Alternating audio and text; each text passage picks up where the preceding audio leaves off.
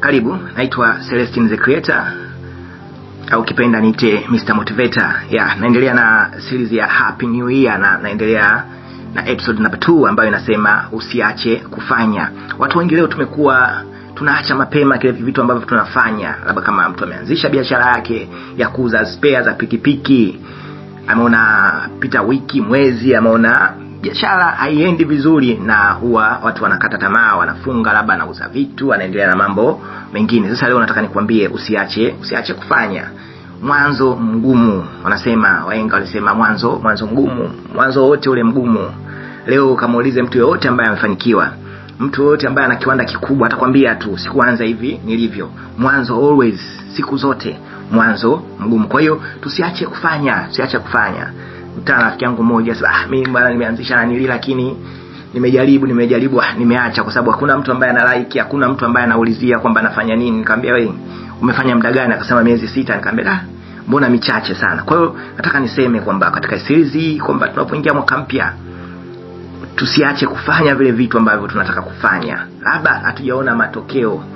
Wewe jiahidi mwenyewe kwamba, nilikuwa namwangalia bondia mmoja anasema kuna siku nitashinda. Ametoka kupigwa hapa, anasema leo nasimama hapa naahidi kwamba kuna siku, I promise myself, kuna siku nitakuwa champion. Huko akivuja damu, huko machozi yakimtoka, alijiahidi mwenyewe. Na baada kupita mwaka mmoja na sehemu ile ambao ulingoni pale alisema nitashinda, alipokea taji lake la kwanza, alikuwa ni champion. Kwa hiyo tunaona unaweza kusema kwenye maumivu kazima, ila usiache kufanya kwa sababu ya maumivu na ambayo unapitia. Usiache, don't quit.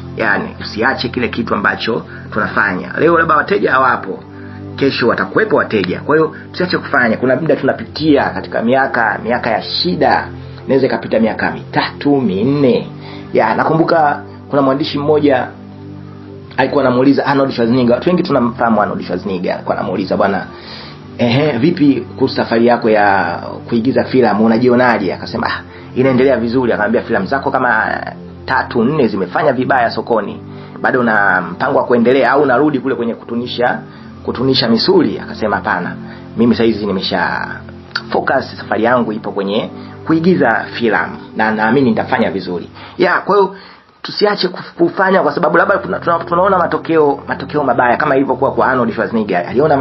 Kuliona matokeo mabaya na yule mwandishi alikuwa anamuuliza tu kinafiki kwamba vipi tena unaendelea? Alijua kwamba aache aendelee kaenda kwenye safari yake ya kutunisha misuli.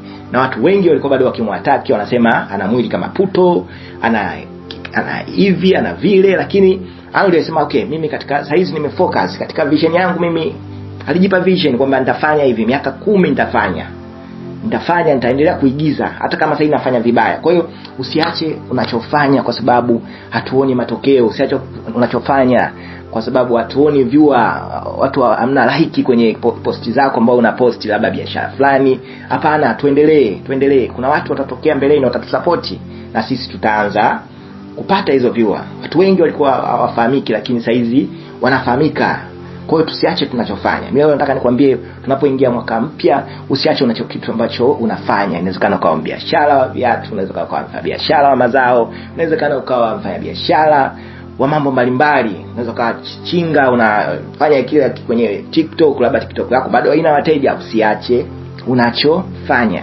Tuendelee kufanya na siku moja na sisi tutavikwa taji. Kwa hiyo leo nataka nikusii ndugu yangu, kijana mwenzangu, rafiki yangu, mdogo wangu, dada yangu, mama yangu, tusiache tunachofanya kwa sababu bado tunaona matokeo madogo, tunaona hakuna faida. Tusiache tufanye pia. Kuna moja series yangu nasema usiache tufanye pia hata katika maumivu makubwa. Nilikuwa namwangalia Michael Jordan, anasema alipokataliwa mchezaji wa basket huyu, anasema alipokataliwa katika timu ya shule alikata tamaa, lakini hakuacha kufanya. Anasema alikuwa anaamka saa 10 usiku anafanya mazoezi huku machozi yakimtoka, akiwa amezungukwa na panya na mende, anafanya mazoezi katika viwanja katika mitaa yao, anafanya mazoezi sababu alikuwa anajua nini ambacho anataka.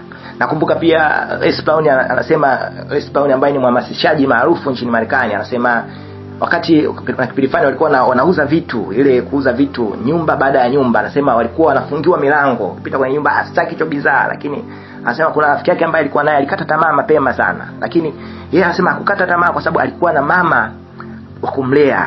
Mama yake alikuwa anaumwa kipindi kile, kwa hiyo ilimfanya ilikuwa inamtia huzuni, lakini akuacha kile anachofanya. Anasema alikuwa anahakikisha mpaka anapouza seti moja ya TV, anasema okay, hapa na kitu cha kula, mama na kitu cha kula. Kwa hiyo tusiache tunachofanya. Kama kweli tunataka, tusiache tunachofanya. Tutadharauliwa sana, tutasemwa sana, tutatukanwa sana, lakini usiache unachofanya. Tuendelee kusikiliza. Naitwa Celestine the Creator, ukipenda nite Mr. Motivator. Karibu tuendelee kusikiliza series ambayo inafuata.